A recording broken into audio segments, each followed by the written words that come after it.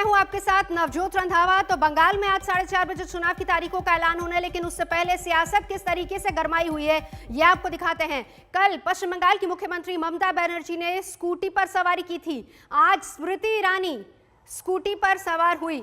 कल ममता बनर्जी पेट्रोल और डीजल की कीमतों को लेकर ई स्कूटी पर सवार होकर अपने घर से सचिवालय तक पहुंची थी और आज की ये तस्वीरें स्मृति ईरानी की। तो हलचल, चुनावी हलचल काफी समय से लगातार जारी है। हालांकि तारीखों का ऐलान आज होने वाला है। तो दो तस्वीरें, ममता बनर्जी वर्सेस स्मृति ईरानी।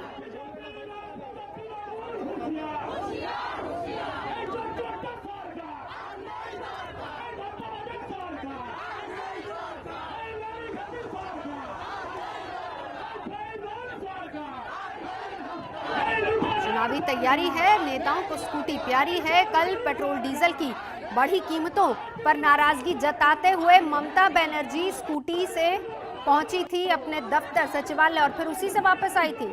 और आज स्मृति ईरानी ने स्कूटी की सवारी की है।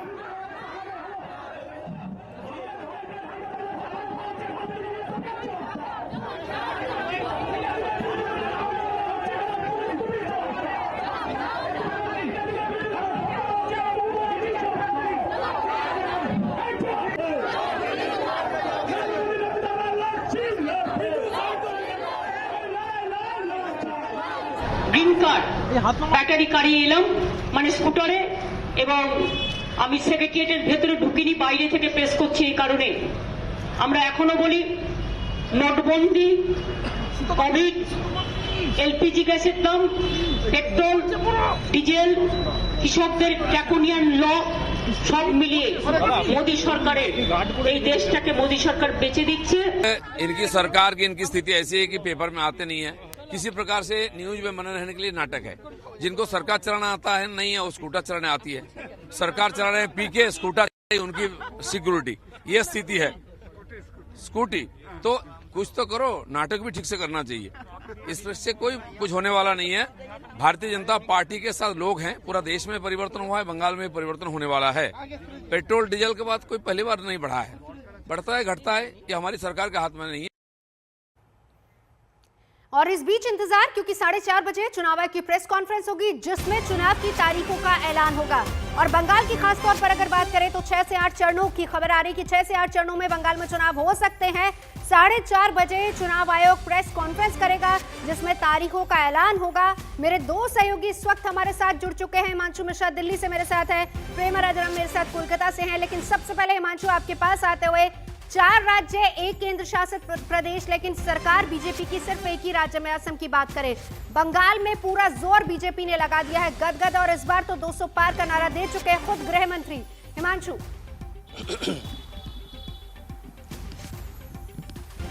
देखिए, बिल्कुल एक राज्य में, इन 5 राज्यों के जो चुनाव होने हैं, एक राज्य में बीजेपी की सरकार है और बीजेपी की कोशिश रहेगी कि तमिलनाडु में जो उनकी गठबंधन की सरकार है एआईडीएमके के साथ, वो सरकार दोबारा चुनकर आए। पुडुचेरी में भी बीजेपी की कोशिश होगी कि उनकी गठबंधन की सरकार वहां बन जाए और बीजेपी इसमें लगातार, वहां पर भी आप देखिए तो धुआंधार चुनाव प्रचार कर रही है। बंगाल में तो बीजेपी ने ये कह सकते हैं कि चुनाव जो है 2019 के चुनाव खत्म होने के बाद से वहां पे प्रचार शुरू कर दिया था। आप देखिए कि पिछले 6 महीने से अमित शाह, जेपी नड्डा जो है वो लगातार बंगाल जा रहे हैं। उनके तमाम नेता मंत्री जो है बंगाल के अंदर प्रचार कर रहे हैं। तो बीजेपी की पूरी कोशिश है कि बंगाल का वो किला जिसको आजादी के बाद से बीजेपी जीत नहीं पाई थी, इस बार वो सपना पूरा हो जाए और श्यामा प्रसाद मुखर्जी को जो है वो एक ऐसी श्रद्धांजलि दी जाए बंगाल में सरकार बना के, जिसकी शायद परिकल्पना जो है वाजपेयी और आडवाणी के युग के अंदर की गई थी, लेकिन वो सपना साकार नहीं हुआ था नवजोत। और ये समय आ गया है बीजेपी के लिए। आपके पास प्रेमा, ग्राउंड रियलिटी क्या दिखा रही है? टीएमसी वर्सेस बीजेपी, और दोनों ही पार्टियां अपनी तरफ से जोर लगा रही हैं। सोनार बांग्ला का सपना दोनों पार्टियां दिखा रही हैं।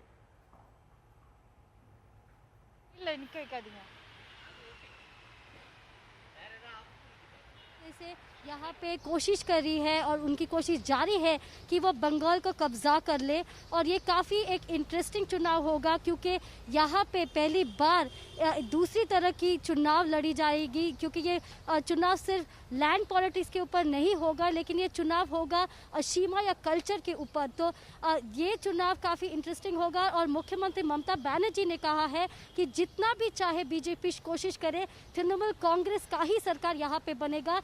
तो अभी कोशिश जारी है और जब चुनाव के डेट्स अनाउंस होंगे ये देखा जाएगा कि यहाँ पे सिर्फ जहाँ पे 5 चरण का या 7 चरण का चुनाव होगा, जैसे बीजेपी ने कहा है कि यहाँ पे 7 या 8 चरण का चुनाव होना चाहिए, क्योंकि यहाँ पे जो हिंसा है, प्री पोल वायलेंस जो है वो काफ़ी वारिंग है। और इस वजह से बीजेपी का कहना है कि यहाँ पे मल्टी फेज इलेक्शन होना चाहिए। और बीजेपी का ये भी कहना है कि सेंट्रल सिक्योरिटी फोर्सेस का मौजूद होना चाहिए हर पोलिंग बूथ में, सिर्फ सेंसिटिव पोलिंग बूथ में नहीं। तो काफ़ी सारे कंसर्न्स है बीजेपी के, और देखा जाएगा कि इलेक्शन कमीशन या जब चुनाव की डेट्स अनाउंस करेंगे इसके अलावा और क्या अनाउंसमेंट्स होंगे। नवजोत। बिल्कुल बिल्कुल। और आपको ये भी बता दें कि 6 से 8 चरणों में जो खबर आ रही है, प्रेमा, खबर यही आ रही है कि 6 से 8 चरणों में चुनाव हो सकते हैं। लेकिन साथ ही साथ आज 4:30 बजे चुनाव आयोग की प्रेस कॉन्फ्रेंस पर लगातार हमारी नजर भी रहेगी। मेरे तमाम सहयोगी इस वक्त हमारे साथ जुड़े हुए हैं। इस बीच बंगाल की जंग में बीजेपी ने सुनार बांग्ला का भी दाव चला है। सुनार बांग्ला कैसा होगा और इसकी रूपरेखा बंगाल की जनता की रायशुमारी से ही तय की जाएगी। कल ही बीजेपी अध्यक्ष जेपी नड्डा ने इस अभियान की शुरुआत की है। लखो सुनार बांग्ला को हमने अगर याद करना है तो हमको वो बंगाल की संस्कृति जो हम सुनते रहे कि what Bengal thinks today India thinks tomorrow, ये जो इसका गौरवमय इतिहास रहा है,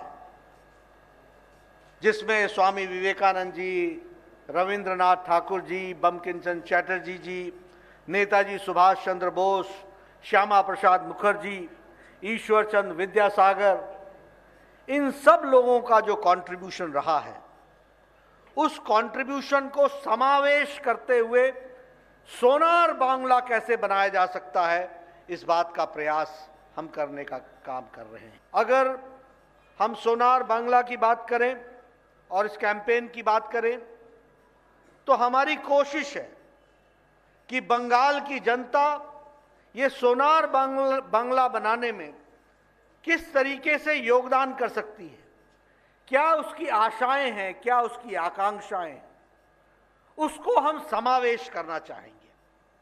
और हम हमेशा ये मानते हैं कि सारी बुद्धि सिर्फ हमारे पास है, ऐसा नहीं है। बंगाल की प्रबुद्ध जनता जानती है कि किस तरीके से सोनार बांग्ला बन सकता है। बंगाल जो आज भ्रष्टाचार की दृष्टि से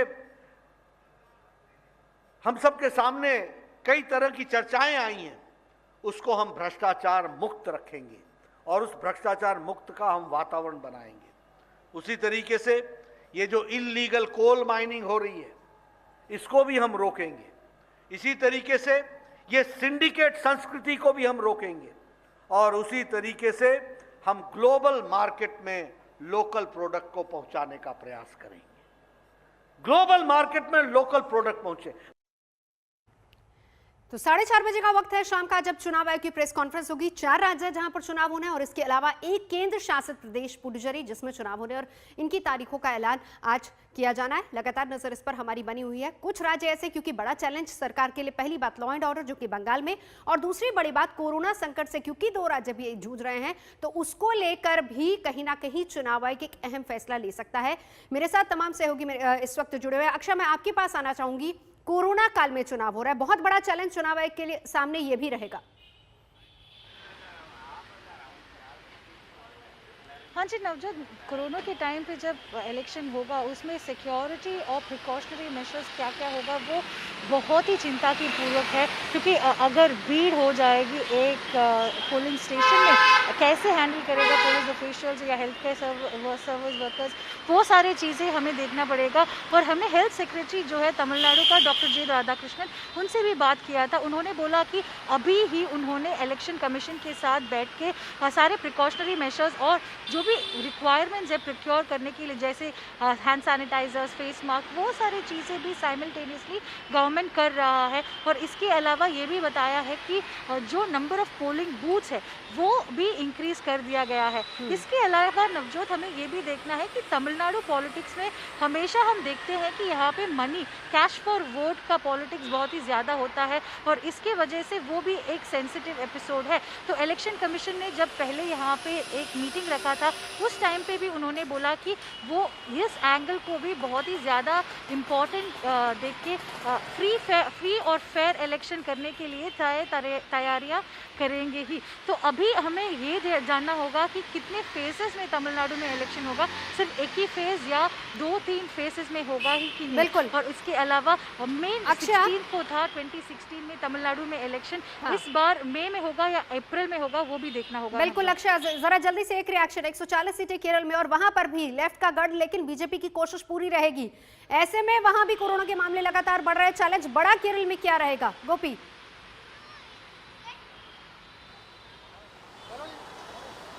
केरल एक छोटी सी जगह है। हाँ, अगर हम ये जो केरल स्टेट को असम या वेस्ट बंगाल या तमिलनाडु से कंपेयर कर सकते हैं, तो केरल एक छोटी सी जगह है, पर यहाँ पे जो पॉपुलेशन डेंसिटी वो बहुत सारा है। और ये इलेक्शन और चुनाव के टाइम में यही होगा सबसे बड़ी प्रॉब्लम, क्योंकि इसी छोटी सी जगह वहाँ पे इतनी सारी पॉपुलेशन डेंसिटी है, और इसी स्टेट में एक इलेक्शन, एक स्टेट इलेक्शन को होल्ड करना एक मुश्किल काम है। और उसी कारण के लिए ये जो लोकल बॉडी इलेक्शंस था लगभग 4 या 5 महीने के बाद, वो जो इलेक्शन में केरल को पहली टाइम 3 फेसेस में वो जो लोकल बॉडी इलेक्शंस कर दिया था इलेक्शन कमीशन ने। और केरल में अभी तो 140 सीट से और इसी 140 सीट्स में बीजेपी को सिर्फ एक ही सीट की सफलता हो चुका है 2016 में। और उनकी अभी की ऑप्शंस और ये चांसेस ये है कि उनको सीट का नंबर बढ़ाना है, पर अभी भी उनको भी एक रियलिस्टिक होप नहीं है कि इसी इलेक्शन में वो जो बीजेपी की पार्टी वो पावर में आ सकती है। अभी भी यहाँ पे जो चुनाव की बहुत ही लड़ाई एलडीएफ, वो जो सीपीएम लेड एलडीएफ और कांग्रेस लेड यूडीएफ की वजह से होने की चांसेस है। बिल्कुल, मैं लौटूंगी आपके पास। तमाम सहयोगी लगातार हमारे साथ जुड़े, और इस बीच नजर 4:30 बजे इलेक्शन कमीशन की प्रेस कॉन्फ्रेंस पर 4 राज्य, केंद्र शासित प्रदेश और उसी को लेकर चुनाव की तारीखों का ऐलान होना है। खास तौर पर अगर बंगाल की बात की जाए तो खबर ये आ रही है कि 6 से 8 चरणों में वहां पर चुनाव हो सकते हैं। मेरे तमाम सहयोगी लगातार हमारे साथ जुड़े हुए हैं। हिमांशु, आपके पास आते हुए, हिमांशु अगर मेरी आवाज आप तक आ रही है, 6 से 8 चरणों की बात बंगाल के चुनावों की हो रही है।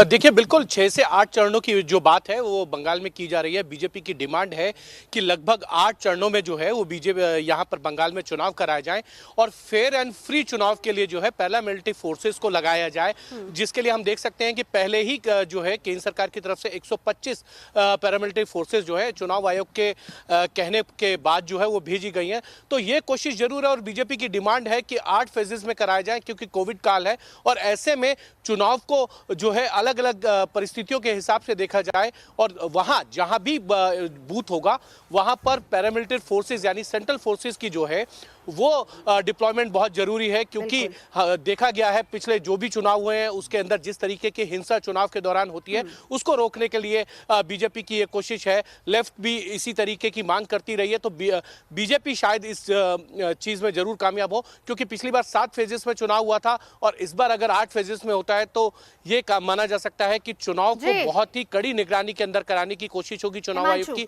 और कोशिश ये भी होगी कि किसी भी तरीके की हिंसा जो है चुनाव के दौरान जो है मतदान में वो दिखाई ना दे। बिल्कुल, मैं आपके पास लौटूंगी। हमारे तमाम सहयोगी लगातार हमारे साथ जुड़े। इस बीच असम की भी बात कर लेते, क्योंकि असम में बीजेपी एक बार फिर से बड़ी जीत की हुंकार भर रही है, और इस बार बीजेपी ने 126 सीटों वाले राज्य में 100+ का लक्ष्य रखा है। असम को विकास के रास्ते पर आगे ले जाने का काम किया, असम को भ्रष्टाचार मुक्त बनाने का काम किया, असम को आंदोलन मुक्त बनाने का काम किया, असम को घुसपैठियों से मुक्त बनाने की शुरुआत भारतीय जनता पार्टी की नरेंद्र मोदी सरकार ने की। मोदी जी के नेतृत्व में पूरे उत्तर पूर्व के अंदर, न केवल असम, पूरे उत्तर पूर्व के अंदर विकास की नई शुरुआत। एक जमाना था कि असम आंदोलनों से जाना जाता था, हिंसा से जाना जाता था, अलग अलग प्रकार के आंदोलन यहाँ पर खड़े होते थे। और मोदी जी ने असम का गौरव बढ़ाने के लिए तो जो कुछ कर पड़े वो करा। असम का गौरव बढ़ाने के लिए मोदी जी ने पीछे मुड़कर कुछ नहीं। असम को तो कुल 126 सीटें असम की। गृह मंत्री अमित शाह जब वहां पर गए थे 86 सीटें हालांकि पिछली बार जीती थी, लेकिन इस बार 100+ का टारगेट रखा है। तो कुल मिलाकर आज चुनाव की तारीखों का ऐलान होने वाला है, जिस पर लगातार हमारी नजर बनी हुई है। तो कहां कहां चुनाव हो रहे हैं जरा वो भी देख लेते हैं।